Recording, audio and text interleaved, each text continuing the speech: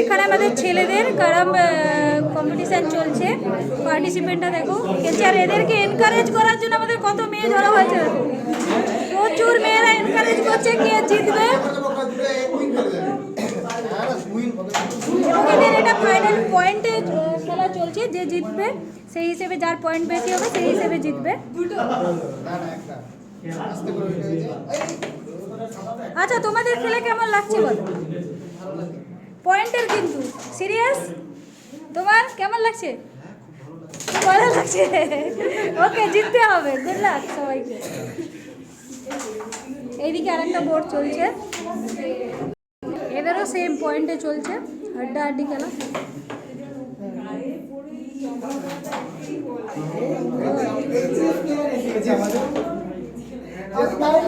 Chess player এখন কোথায়?